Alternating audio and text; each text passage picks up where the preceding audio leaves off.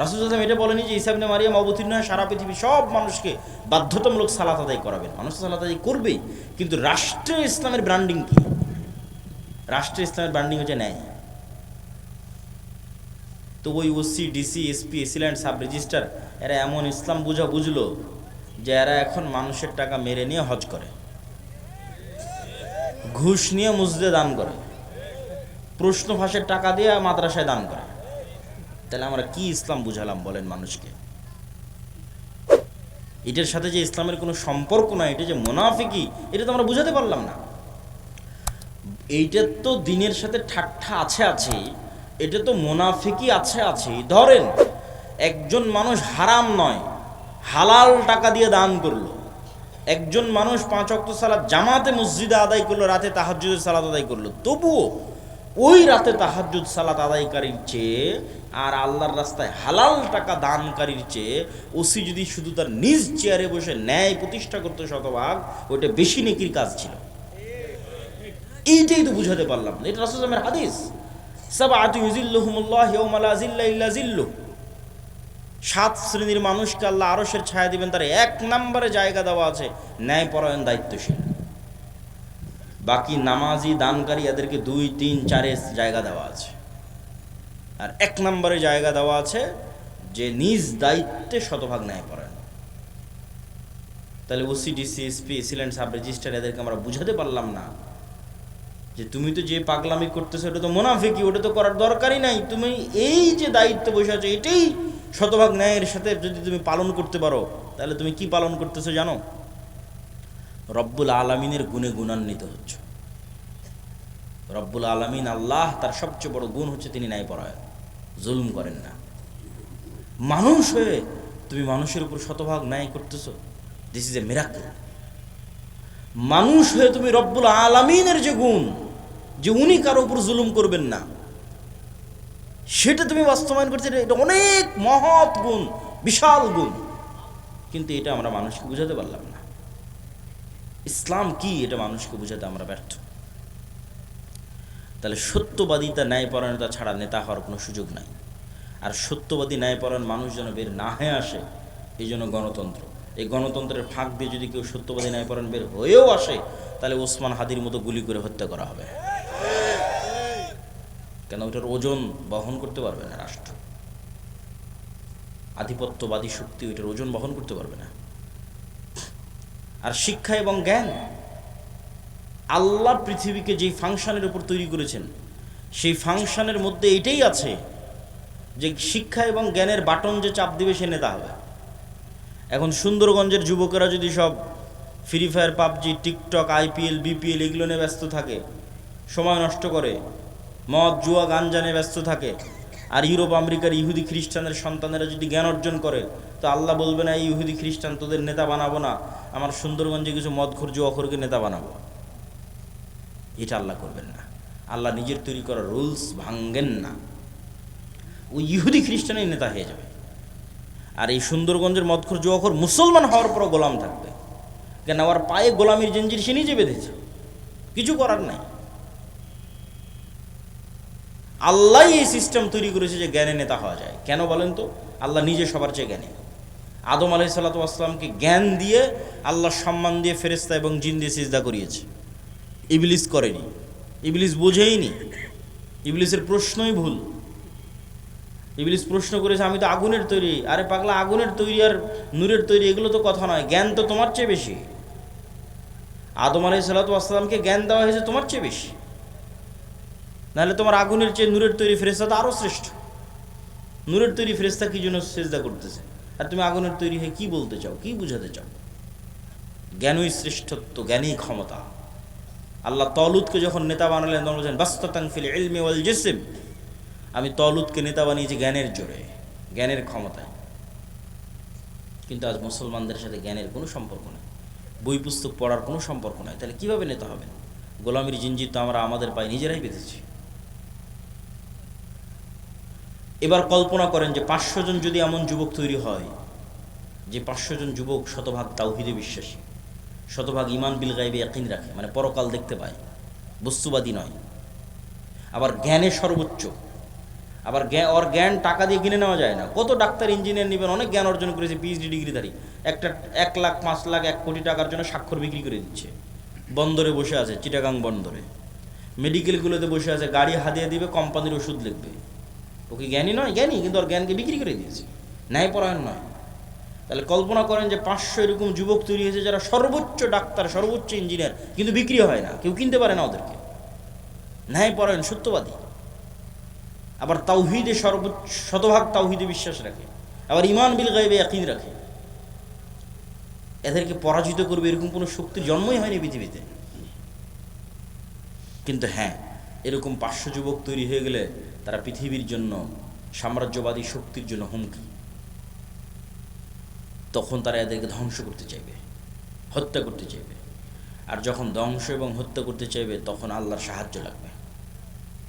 আল্লাহর সাহায্য ছাড়া মুসলমানদের বিজয় আগেও কোনোদিন হয়নি, পরেও কোনোদিন হবে না। দুনিয়ার শক্তিতে মুসলমানদের বিজয় হয় না। দুনিয়ার শক্তি চেষ্টার অংশ। বিজয় হয় কি দিয়ে? একটু কথা বলেন তো, কি দিয়ে বিজয় হয়? আল্লাহর সাহায্য দিয়ে বিজয় হয়। তা আল্লাহর সাহায্য কেমনে পাবেন? আল্লাহর সাহায্য পাওয়ার জন্য দুইটা বড় মাধ্যম আছে, প্রযুক্তি আছে, অস্ত্র আছে আল্লাহর সাহায্য পাওয়ার। একটা সালাত আর একটা জিকির। 5 ওয়াক্ত সালাতের তো লাগবেই। 5 ওয়াক্ত সালাতের পরে আরও একটা সালাত খুবই পাওয়ারফুল, ওটা হচ্ছে রাতের সালাত। আর জিকির তো আছেই, কিন্তু জিকিরের মধ্যে একটা জিকির খুবই পাওয়ারফুল, ওটা হচ্ছে সকাল সন্ধ্যার জিকির। কিন্তু এই সালাত এবং এই জিকির কেন পাওয়ারফুল, এই সালাত এবং জিকির দিয়ে কেমনে আল্লাহর সাহায্য আসবে, এটা একটু বুঝে তারপরে আমাদেরকে সামনের দিকে আগাতে হবে। দেখেন, এখান থেকে ঢাকা অথবা আমেরিকা অথবা রাজশাহীতে কোনো ভালো টিচার যদি থাকে, তার সাথে আপনি অনলাইনে ক্লাস করতেছেন লাইভ, অথবা অনলাইনে ফোনে কথা বলতেছেন লাইভ। তো এই যে অনলাইনে ফোনে লাইভ কথা বলতেছেন, লাইভ ক্লাস করতেছেন লগ ইন করে পাসওয়ার্ড দিয়ে, তো হাজার হাজার কিলোমিটার দূরে থাকা টিচারের মুখোমুখি হয়েছেন ইন্টারনেট দিয়ে, জুম দিয়ে, হোয়াটসঅ্যাপ দিয়ে। তো এইটা যে প্রযুক্তি, এই প্রযুক্তির চাইতেও লক্ষ কোটি গুণ টপ লেভেলের প্রযুক্তি হচ্ছে আমি দুনিয়াতে বসে আছি আর আমার সাথে 7 আসমানে থাকা রব্বুল আলামিন লাইভ কানেক্টেড হবেন। ওটা হচ্ছে সালাত। রব্বুল আলামিনের সাথে, রব্বুল আলামিন 7 আসমানে আরশে, আমি দুনিয়ায়, কিন্তু মুখোমুখি হব লাইভ, সরাসরি কথা হবে। ওটার প্রযুক্তি সালাত, ওটার জন্য সালাতে দাঁড়াতে হবে, সিস্টেম ওইটা, ফরম্যাট ওইটা, যেটা আমার পূর্বের বক্তা বলছিলেন, এটা গায়েবে নির্ধারিত ফরম্যাট, লাউহে মাহফুজে নির্ধারিত ফরম্যাট। সেম হুবহু ওই ফরম্যাট যখন আপনি ধারণ করবেন, কানেকশন তৈরি হয়ে গেছে। ফরম্যাটে উল্টাপাল্টা হয়ে গেলে কানেকশন হবে না, নেটওয়ার্ক কাজ করবে না, অ্যাক্টিভ হবে না, ফাংশন করবে না। এই জন্য ফরম্যাট হুবহু এরকমই থাকা লাগবে, যেমনটা লাউহে মাহফুজে, লাউহে মাহফুজ থেকে জিব্রাইল, জিব্রাইল থেকে মোহাম্মদ সাল্লাল্লাহু আলাইহি ওয়াসাল্লাম, মোহাম্মদ সাল্লাল্লাহু আলাইহি ওয়াসাল্লাম থেকে কোরআন এবং হাদিসে। তো কোরআন এবং হাদিসে যেভাবে ফরম্যাট দেওয়া আছে ওটাই হতে হবে। তাহলে ওই ফরম্যাট দিয়ে আপনি এখন জমিনে বসে থেকে রব্বুল আলামিনের সাথে কানেকশন হবে। ঠিক যেমন আমরা আমাদের মোবাইলের পাসওয়ার্ড ওপেন করতেছি ফিঙ্গারপ্রিন্ট দিয়ে, ফেস ভেরিফিকেশন দিয়ে। ওই ফেস ভেরিফিকেশন যখন নেয় তখন বলে ডানে তাকাও, বামে তাকাও, উপরে তাকাও, তাহলে পুরো ফেসটা নেয়, পুরো ফেসটা মোবাইলের কাছে থাকলো, পরে যখনই আমার ফেসটা দেখে চিনতে পারে, সাথে সাথে খুলে যায়। তো আজকের যুগে, আধুনিক যুগে অনেক দরজা আছে, দেখবেন ফিঙ্গারপ্রিন্ট দিয়ে দরজা ওপেন হয়। আচ্ছা, আমাদের গাড়ির চালক কি এসে পৌঁছেছে? ভাই পৌঁছেছে? তো দেখবেন যে ফিঙ্গারপ্রিন্ট দিয়ে দরজা ওপেন হয়, কার্ড পাঞ্চ করে দরজা ওপেন হয়। তো মনে করেন আমরা অত্যাধুনিক প্রযুক্তির একটা দরজার সামনে দাঁড়িয়ে আছি, যেই দরজা পাসওয়ার্ড অনেক কঠিন, প্রচুর ভ্যারাইটিস পাসওয়ার্ড। যেমন মোবাইলের পাসওয়ার্ড দেওয়ার সময় ওরা কী বলে যে শুধু ইংরেজি লিখিও না, সংখ্যা দাও, 1 2 3 4 দাও, 1 2 3 4 পরে হ্যাশ দাও, স্টার দাও, যত রকমের দিতে পারো তত পাসওয়ার্ড শক্ত। তো পাসওয়ার্ড অনেক শক্ত, নির্ধারিত সময়ে আসতে হবে, নির্ধারিত সময় ছাড়া কাজ করবে না, দরজা খুলবে না। নির্ধারিত সময়ে আসতে হবে, পবিত্র অবস্থায় আসতে হবে, পবিত্র হওয়ারও ফরম্যাট দেওয়া আছে। মানুষ বুঝতেছে না কী ব্যাপার, আমি পেশাব পায়খানা করলাম কিন্তু হাত কেন ধুচ্ছি, এটা তো গায়েবে নির্ধারিত ফরম্যাট, এটা তো প্রযুক্তি। পেশাব পায়খানা করে এসে মাথা কেন মাসাই করতেছি, তো লাউহে মাহফুজ এভাবে নির্ধারণ করা আছে, এইটা ওইটার সাথে মিলে যাবে, তখনই তো কানেকশন তৈরি হবে, তখনই তো যোগাযোগ তৈরি হবে। আসে যখন আপনি নির্ধারিত সময় যখন পবিত্র অবস্থায় দাঁড়ালেন, এটা একটা ফরম্যাট, এর সাথে একটা আওয়াজ আছে, সাউন্ড আছে, আলহামদুলিল্লাহ রাব্বিল আলামিন আর রহমানির রহিম। রুকুতে যখন গেলেন এটা একটা ফরম্যাট, ওর সাথে একটা সাউন্ড আছে, সুবহান রাব্বিল আযীম। সিজদায় গেলেন, ওর সাথে একটা সাউন্ড আছে, সুবহান রাব্বিল আলা। এই ফরম্যাট, সাউন্ড, দাঁড়ানো, সময়, নিয়াত, কালব কানেক্টেড, চোখ সিজদায়, সব যখন মিলে গেছে, তখন তো সামনের দরজা উন্মুক্ত হবে, ধরতে পেরেছে পরিপূর্ণভাবে, তখন আল্লাহর সাহায্যের দরজা উন্মুক্ত হবে, আল্লাহ সুবহানাহু ওয়া তাআলার রহমত পাওয়ার দরজা উন্মুক্ত হবে। এটাই সালাত। সালাত ছাড়া মুসলমানদের বাঁচার কোনো রাস্তা নাই, সালাত ছাড়া মুসলমানদের মুক্তির কোনো রাস্তা নাই। কেন, সাত আসমানের সাথে যোগাযোগই হবে না, 5 ওয়াক্ত সালাতে জেনে নেওয়ার নামই নাই, গন্তিতেই নাই, আল্লাহর কাউন্টের মধ্যেই নাই, তো অকিদে কি কাজ হবে? ওর ভোটেরও কোনো দাম নাই, ওর মিছিলেরও কোনো দাম নাই, ওর তাকবীরেরও কোনো দাম নাই, ভ্যালুলেস। 16 কোটি বেনামাজি ভোট দিয়ে যদি বলে ইসলাম বিজয় করবে, এটা মিথ্যা কথা। তা আল্লাহর খাতাতে নেই কিসের ইসলাম? তো 7 আসমানের সাথে যতক্ষণ সম্পর্ক না থাকছে, রব্বুল আলামিনের সাথে যতক্ষণ কানেকশন না থাকছে, ততক্ষণ এইটা দিয়ে আল্লাহ সুবহানাহু ওয়া তাআলার সাহায্য আসবে না, ইসলামেরও বিজয় হবে না। নিজের ব্যক্তি স্বার্থ আদায় হতে পারে, নিজের দুনিয়াবি কিছু লাভ লোকসান হতে পারে, ইসলামের নয়। এই জন্য সালাত ছাড়া কোনো রাস্তা নাই, মুসলমানকে সালাত আদায় করতেই হবে। এই জন্য রাসূলুল্লাহ সাল্লাল্লাহু আলাইহি ওয়াসাল্লাম সূর্য গ্রহণে সালাত, চন্দ্র গ্রহণে সালাত, বৃষ্টি প্রার্থনায় সালাত, যুদ্ধের মধ্যে সালাত। যুদ্ধের মধ্যে সবাই মিলে যুদ্ধ করলে তো যুদ্ধ আরো জমে, তা না করে বলছে সালাতের সময় হয়ে গেছে, অর্ধেক যুদ্ধ করো, অর্ধেক সালাত আদায় করো। কেন? তোমাদের এই যুদ্ধ সবাই মিলে যুদ্ধ করলে বিজয় হবে, ওই থিওরিতে এই যুদ্ধ চলে না। এটা যদি জিহাদ ফি সাবিলিল্লাহ হয়, জিততে হলে রব্বুল আলামিনের সাহায্য লাগবে। রব্বুল আলামিনের সাহায্য আসার জন্য ওই যে ফরম্যাটে দাঁড়াতে হবে, প্রযুক্তি ইউজ করতে হবে, তাহলে আসমান থেকে সাহায্য নামা শুরু করবে। আর আসমান থেকে সাহায্য না নামলে তোমাদের বিজয় হবে না। এই জন্য সালাত আদায় করা ছাড়া মুক্তির কোনো রাস্তা নাই। আর একটা বলেছি, জিকির। জিকির কেন পাওয়ারফুল, জিকির কেন শক্তিশালী? জিকির কেন পাওয়ারফুল, শক্তিশালী, এটা বুঝতে হলে আপনাকে বুঝতে হবে শব্দ, আওয়াজ, বাক্য কেন শক্তিশালী।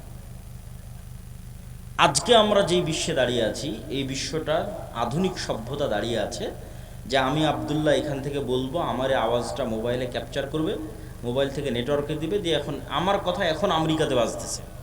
এ কেমনে আমেরিকা গেল? এটা আলোর মধ্যে দিয়ে আমার কথা ট্রান্সফার হয়ে যাচ্ছে, আমার চেহারা, ছবি, ভিডিও আলোর মধ্যে দিয়ে ট্রান্সফার হয়ে যাচ্ছে। এটা পৃথিবী যেদিন থেকে সৃষ্টি হয়েছে ওই দিন থেকেই হয়, মানুষ জানতো না। এই গায়েব আল্লাহ উন্মোচন করেছে 50 বছর 60 বছর হচ্ছে মানুষের জন্য। তো এটার উপরে এই আধুনিক সভ্যতা টিকে আছে। কিন্তু এই আধুনিক সভ্যতার চেয়ে পাওয়ারফুল অত্যাধুনিক প্রযুক্তি হচ্ছে শব্দভিত্তিক, আওয়াজ ভিত্তিক প্রযুক্তি। কিন্তু ওর ধারে কাছে বিজ্ঞানীরা নাই, বিজ্ঞানীদের ওই লেভেল পর্যন্ত জ্ঞান পৌঁছেনি। কিন্তু ওই লেভেল পর্যন্ত কিছু জ্ঞান আল্লাহ আবার সুলাইমান আলাইহিস সালামকে দিয়েছিলেন। বলেন আল্লাহু আকবার। তাহলে সুলাইমান আলাইহিস সালাম আজ থেকে 1000 বছর আগে কোন লেভেলের জ্ঞান অর্জন করেছিল? যেমন আমার এখানে যদি একজন চাইনিজ বসে থাকে, ও আমার একটা কথা বুঝতে পারবে, খালি আওয়াজ ওর কানে যাবে। কি যাবে? আওয়াজ। তো এটা এক ধরনের আওয়াজ। আমি যে বাংলা বলতেছি, this is one kind of sound, এটা একটা আওয়াজ। আপনি বুঝতেছেন, আর একজন বুঝে না। ঠিক এখানে এসে একটা চাইনিজ যদি বক্তব্য দেয়, আপনি খালি আওয়াজই শুনতে পাবেন। কি যে আওয়াজ, তো অর্থ জানি না। তাহলে অবশ্যই এই ধরনের কোনো একটা আওয়াজের সিস্টেম আছে, ফরম্যাট আছে, যেটা আপনি উচ্চারণ করলে গরুতে বুঝে নেবে যে কি বললো। বলেন আল্লাহু আকবার। ওইটা আমাদের ব্রেনে আল্লাহ দেয়নি, ওইটা সুলাইমান আলাইহিস সালামকে দিয়েছিল। কোন বাক্য, কোন আওয়াজ উচ্চারণ করলে আমি পিঁপড়াকে বলতে পারবো, পিঁপড়া তুমি ডানে যাও, এটার একটা আওয়াজ আছে। এই আওয়াজের জ্ঞান আল্লাহ কাকে দিয়েছিল? বলেন না যে কাকে দিয়েছিল? সুলাইমান আলাইহিস সালামকে দিয়েছিল। এটা সবচেয়ে অত্যাধুনিক প্রযুক্তি, সর্বোচ্চ লেভেলের প্রযুক্তি, আওয়াজ, শব্দ। আবার ওই পিঁপড়া কি বলতেছে সেটাও সুলাইমান আলাইহিস সালাম বুঝতো, পাখি কি বলতেছে ওটাও সুলাইমান আলাইহিস সালাম বুঝতো। সুলাইমান আলাইহিস সালামের জীবদ্দশায় সবচেয়ে ঐতিহাসিক একটা ব্যতিক্রম ঘটনা হচ্ছে রানী বিলকিসের সিংহাসনকে উঠিয়ে নেওয়া আসা হয়েছে চোখের পলকে। কোরআনে আর বর্ণনা আছে। তো সুলাইমান আলাইহিস সালাম যখন বললেন বিলকিসের সিংহাসনকে নিয়ে আসতে হবে, তখন একটা জিন বলছে ক্বালা ইফরিতুম মিনাল জিন, যে আমি আপনার এই বসা থেকে উঠার আগে ওই সিংহাসন ইয়ামান থেকে ফিলিস্তিনে নিয়ে আসবো। এইটা সুলাইমান আলাইহিস সালামের পছন্দ হয়নি। তখন আরেকজন বলল, কোরআনের ইবারত হচ্ছে আল্লাযী ইনদাহু ইলমুম মিনাল কিতাব, যার কাছে কিতাবের জ্ঞান আছে, সে বলল যে আপনার চোখের পলক পড়ার পূর্বে সিংহাসন হাজির হয়ে যাবে। তাহলে ইফরিত নামক জিন যখন বলেছে তখন গায়ের জোরে বলেছে, যে গায়ের জোরে উড়ে যাব, উড়ে আসব। আর পরের জন যখন বলেছে ও গায়ের জোরে বলেনি, ও জ্ঞানের জোরে বলেছে। আল্লাহ কোরআনে বলেছে আল্লাযী ইনদাহু ইলমুম মিনাল কিতাব, কিতাবের জ্ঞান আছে। কি জ্ঞান? কোন জ্ঞান যে জ্ঞানে চোখের পলকে সিংহাসন নিয়ে চলে আসবে ইয়ামান থেকে ফিলিস্তিন 1000 কিলোমিটার দূরে। তো অনেক মুফাসসির লিখেছেন যে আল্লাহ সুবহানাহু ওয়া তাআলার বিশেষ কিছু জিকির তার জানা ছিল, সাউন্ড, আওয়াজ, জ্ঞান, জিকির, বিশেষ কিছু জিকিরের জ্ঞান, যে আওয়াজ দিয়ে, যে সাউন্ড দিয়ে চোখের পলকে সিংহাসন ওখান থেকে উড়ে চলে আসবে এখানে। তো সাউন্ড খুব পাওয়ারফুল। এই জন্য আল্লাহ সুবহানাহু তাআলা পৃথিবী ধ্বংসর সিস্টেম নির্ধারণ করেছেন সাউন্ড। যে ইসরাফিল বাঁশিতে ফুঁ দিবে, আওয়াজ তৈরি হবে, আওয়াজে সূর্য চন্দ্র নক্ষত্র সব ভেঙে চূর্ণ বিচূর্ণ হয়ে যাবে আওয়াজ। মানুষ, ফেরেশতা, জিন সব মরে যখন সাফ, কুল্লু মান আলাইহা ফান ওয়া ইয়াবকা ওয়াজহু রাব্বিকা যুল জালালি ওয়াল ইকরাম, তখন আল্লাহ যদি পুনরুজ্জীবন করতে চাই, ইসরাফিলকে আবার নতুন করে সৃষ্টি করে ইসরাফিলের মুখে বাঁশি দিয়ে আওয়াজ দিতে বলবে, আওয়াজে সব কবর থেকে বের হয়ে আসবে। তাহলে ধ্বংসের সিস্টেম আওয়াজ, পুনরুত্থানের সিস্টেম আওয়াজ। এটা টপ লেভেলের প্রযুক্তি, আওয়াজ। এই জন্য মুসা আলাইহিস সালামকে যে লাঠি দেওয়া হয়েছে, মুসা আলাইহিস সালামের যে মুজিজার পাথর ছিল, যেটাতে আঘাত করে বৃষ্টি তৈরি, ঝর্ণা তৈরি হয়েছিল, যে পাথর আর লাঠি বানু ইসরায়েলরা বহন করতো তাবুত নাম দিয়ে, কোরআনে আছে তাবুতের কথা, আর সাকিনা, তাবুত। ওরা সব যুদ্ধ ওটা নিয়ে যেত, ওটার বরকতে ওদের বিজয় হয়ে যেত। ওইটা ওরা হারিয়ে ফেলেছে। ওরা মনে করছে এই তাবুত জেরুজালেমের মসজিদে আকসার মাটির নিচে আছে। তো ওদের ওই তাবুতের চেয়েও, মুসা আলাইহিস সালামের লাঠির চেয়েও, মুসা আলাইহিস সালামের হাতের মুজিজার চেয়েও, ঈসা আলাইহিস সালামের মৃত্যুকে জীবিত করার চেয়েও পাওয়ারফুল জিনিস মুসলমানদের কাছে আছে। সেটা হচ্ছে সরাসরি আল্লাহর আওয়াজ, কোরআন। বলেন আল্লাহু আকবার। কোরআন সরাসরি আল্লাহর আওয়াজ, আল্লাহর সাউন্ড, আল্লাহর শব্দ, আল্লাহর বাক্য, যেটা জিবরাইল হয়ে মুহাম্মদ সাল্লাল্লাহু আলাইহি ওয়াসাল্লাম হয়ে আমাদের পর্যন্ত এসেছে। এই জন্য কোরআন তেলাওয়াত বিশুদ্ধ হতে হবে, যাতে হুবহু মুহাম্মদ সাল্লাল্লাহু আলাইহি ওয়াসাল্লামের মতো হয়। ফরম্যাট মিলবে, তখন বেশি কাজ করবে, এবং ওইভাবে ওই লেভেলের আরবি বুঝতে হবে। এটাই মুসলমানদের সবচেয়ে বড় সম্পদ, সবচেয়ে বড় প্রযুক্তি, যার সামনে পৃথিবীর কোনো শক্তি টিকতে পারবে না। কেন? এটা সরাসরি আল্লাহর আওয়াজ, আল্লাহর শব্দ। আর সবচেয়ে পাওয়ারফুল হচ্ছে শব্দ, সবচেয়ে পাওয়ারফুল হচ্ছে আওয়াজ। এই জন্য শ্রেষ্ঠতম জিকির হচ্ছে পবিত্র কোরআন। আফজালু জিক্র তিলাওয়াতুল কোরআন, শ্রেষ্ঠতম জিকির কোরআন তেলাওয়াত করা। কিন্তু সেই কোরআন শিখে কে, পড়ে কে, বুঝে কে, জানে কে? কোরআনের যা অবস্থা আমাদের বাড়িতে ঘরে, আমাদের তা অবস্থা পৃথিবীতে। এভাবেই ভাগ্য নির্ধারণ করা আছে। তো জিকিরের কথা বলতে গিয়ে আর দুটো পয়েন্ট বলবো, যে জিকির কেন গুরুত্বপূর্ণ, কেন শক্তিশালী, কেন পাওয়ারফুল। পৃথিবীর এমন কোনো অসম্ভব নাই যা সম্ভব করা যাবে না জিকির দিয়ে। তবে তার আগে, জিকিরের উপর গুরুত্বপূর্ণ দুটো পয়েন্ট উল্লেখ করার আগে জরুরি 2 মিনিট কথা। এই যে আজ সুন্দরগঞ্জে সম্ভবত আমি আজকে প্রথম এসেছি নাকি, তো এই যে এত চেষ্টার পর, এত পরিশ্রমের পর প্রথম আসলাম, এই আশা যদি শেষ হয় তাহলে আর কোনো অর্থ থাকে না। কিন্তু বাংলাদেশের যত উপজেলা, 600 উপজেলায় একবার করে গেলে 2 বছর লাগবে, তাও যদি প্রতিদিন প্রোগ্রাম করা হয় তাহলে। আর যদি মাত্র সিজনের 2-3 মাস প্রোগ্রাম করা হয় তাহলে 5 বছর লাগবে সব উপজেলায় যেতে। তাহলে আপনাদের সাথে আমাদের যোগাযোগ থাকবে কিভাবে? যোগাযোগ থাকার মাধ্যম হচ্ছে মাসিক আল ইতিসাম। যোগাযোগ থাকার মাধ্যম হচ্ছে এই যে আজকে যে আলোচনা করলাম, এটা পুরোটাই এই বইয়ে লেখা আছে, আল্লাহর পথে যাত্রা। এটা সব দাওয়া সেন্টার, মসজিদ, মাদ্রাসা, স্কুল, কলেজে রেখে প্রতি সপ্তাহে অন্তত একদিন 1-2 পৃষ্ঠা করে পাঠচক্র করতে হবে। এটা মুসলমানদের মুক্তির রোডম্যাপ হিসেবে লেখা 1 নম্বর বই। 2 নম্বর আর একটা বই আসবে পূর্ণাঙ্গ বিপ্লবের জন্য, যে একদল মুসলমান প্রস্তুত হবে, তারা কি করবে, কি কাজ তাদের, সেটাকে দার্শনিক অ্যাঙ্গেল থেকে, ভিন্ন অ্যাঙ্গেল থেকে, পবিত্র কোরআন এবং হাদিসের মাধ্যমে, দলিলের মাধ্যমে গায়েবের বিষয়গুলোর উপর ফোকাস দিয়ে লেখা আছে। শয়তান, ফেরেশতা, রূহ, নফস, ইমান বিল গায়েব, জিকির, সালাত, এগুলোর উপর ফোকাস দিয়ে লেখা আছে। তো আমাদের বই পুস্তক এবং মাসিক আল ইতিসাম, এগুলো আপনাদের সাথে, আমাদের সাথে আপনাদের স্থায়ী সম্পর্ক ধরে রাখবে। 2 নম্বর হচ্ছে মক্তব। বুড়া মানুষদের বিপ্লব হবে না, না, বেশিরভাগই বৃদ্ধ মানুষ বসে আছে। বিপ্লবের জন্য নতুন প্রজন্ম লাগবে। এই নতুন প্রজন্মকে কোথায় পাবেন? মাদ্রাসায় আছে 2% করে, মাদ্রাসায় আসে 2%। সারা বাংলাদেশের যত স্টুডেন্ট 2% মাদ্রাসা। তাহলে 98% স্টুডেন্টকে ধরতে হলে মসজিদে যেতে হবে। প্রত্যেক গ্রামের মসজিদে ওই এলাকার শতভাগ মুসলমানের সন্তানকে মক্তবে নিয়ে আসতে হবে। এটাই আন্দোলন, এটাই মুভমেন্ট। এরাই ভবিষ্যৎ সিডিসি এসপি হবে। এদের মাথার মধ্যে ছোটবেলায় এই আকিদা, এই বিশ্বাসগুলো দিয়ে দিতে হবে। যাদের কাজ কি, সত্যবাদীতে ন্যায় পরায়ণতা কি, শিক্ষা জ্ঞান কি, শতভাগ তাওহীদ কি, ঈমান বিল গায়বি ইয়াকিন কি। এই জন্য মক্তব লাগবে। মক্তবের সিলেবাস আমারই লেখা, আমাদের দাওয়াইল্লাহর যে মক্তব চলে, উসমানী কায়দা আছে, আদর্শ শিক্ষা আছে, তালিমউদ্দিন আছে। প্রায় 700 মসজিদের উপর মসজিদের ইমামেরা আমাদের কাছে ট্রেনিং নিয়েছে, এবং আমার ধারণা যারা ট্রেনিং নিয়েছে তারা আগের চেয়ে এখন ভালো পড়ায় এবং বাচ্চাদেরকে ভালো শেখায়, আলহামদুলিল্লাহ। এই সকল মক্তবের উপর একটা আমাদের প্রতিযোগিতা আয়োজন হচ্ছে এনটিভিতে, যেটা তো অনেক খরচ। মক্তবের স্টুডেন্টরা টিভিতে যাবে, সেই উদ্যোগে এই অনুষ্ঠান আয়োজন হচ্ছে। তো অত্র অঞ্চল, পুরো সুন্দরগঞ্জ আশপাশে যত বেশি পারা যায় মক্তবের শিক্ষকদের ট্রেনিং দেওয়ানো, এটা আপনাদের কাজ। যাতায়াত খরচও লাগে না, থাকা খাওয়া লাগে না।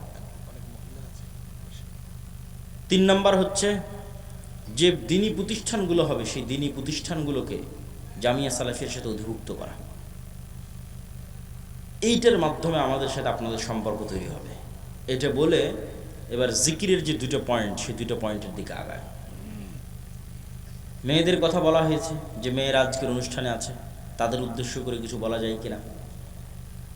আমার বক্তব্যের যেটা মূল বিষয় ছিল ন্যায়পরায়ণতা এবং সত্যবাদিতা, গোলামি থেকে মুক্তির জন্য। এটা অনেকে যদি মনে করে শুধু ছেলেদের কাজ, এটার অনেক অংশ মেয়েদের সাথে জড়িত আছে। কিভাবে? এই যে আপনারা যারা এখানে উপস্থিত আছেন, নিজ বাপের সম্পত্তিতে নিজ বোনকে ন্যায়ের সাথে সম্পদ দিয়েছেন? যদি দিয়ে থাকেন, নেতা হবেন, আপনার ছেলেরা নেতা হবে। যদি না দিয়ে থাকেন, আপনি গোলাম, আপনার পরবর্তী 14 প্রজন্ম গোলাম। এটাই গোলামির স্বভাব। ধোঁকা দেওয়া, ন্যায় প্রতিষ্ঠা না করা, এটাই গোলামির স্বভাব। তাহলে মা এবং বোনকে তাদের সম্পত্তি ন্যায়ের ভিত্তিতে বন্টন করতে হবে। ঠিক মা এবং বোনকে চিন্তা করতে হবে, আমি কি আমার শাশুড়ির সাথে ন্যায় করতেছি? শাশুড়িকে চিন্তা করতে হবে, আমি কি আমার স্ত্রীর সাথে ন্যায় করতেছি? এই এক চিন্তাতে সমাজ ঠিক হয়ে যাবে। এক চিন্তাতে একদিনে সমাজ সংশোধন হয়ে যাবে। যদি ন্যায়, ইনসাফ, অন্যায় করা যাবে না।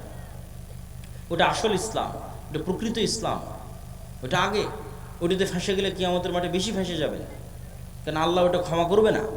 ওটা মানুষের সাথে সম্পৃক্ত। অন্যগুলো তো আল্লাহর কাছে ক্ষমা চাইলে আল্লাহ ক্ষমা করে দেবে। তো মা এবং বোনদের ক্ষেত্রেও আজকের আমাদের আলোচনা পরিপূর্ণরূপে প্রযোজ্য। জিকির, জিকিরের ক্ষেত্রে যে 2টো পয়েন্ট বাকি আছে। মুসা আলাইহিস সালাতু ওয়াস সালামকে আল্লাহ সুবহানাহু ওয়া তাআলা বললেন যে, মুসা, তোমাকে লাঠি দিলাম, জিহ্বা তোতলা ছিল, ভালো করে দিলাম, ভাইকে সহযোগী হিসেবে দিলাম। তো এখন তুমি রওনা দাও, তবে একটা কথা মনে রাখো, ওয়ালা তানিয়া ফি জিক্রি। জিকির করতে যদি ভুলে যাও, সব ডিঅ্যাক্টিভেট হয়ে যাবে।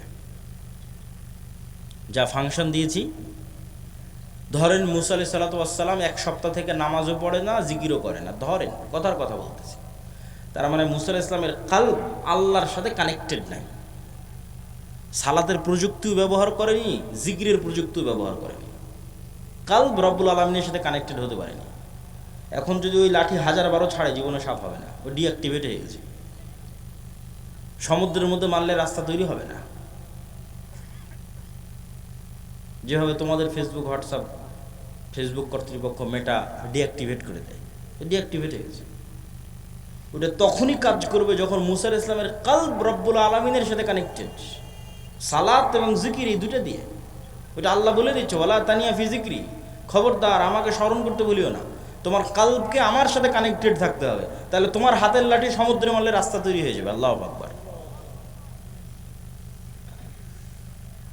এই জন্য জিকিরের কোনো বিকল্প নাই। দোয়াতে নিজের প্রয়োজন বেশি থাকে, যে আল্লাহ আমাকে এটা দাও, টাকা পয়সা দাও, ছেলেকে প্লাস দাও, মেয়ের ভালো পাত্রে বিবাহ দিয়ে দাও, ধন সম্পদ দাও, আল্লাহ দ্রুত বিয়ের ব্যবস্থা করে দাও, কত রকমের সব নিজের প্রয়োজনের দোয়া দিয়ে ভরা।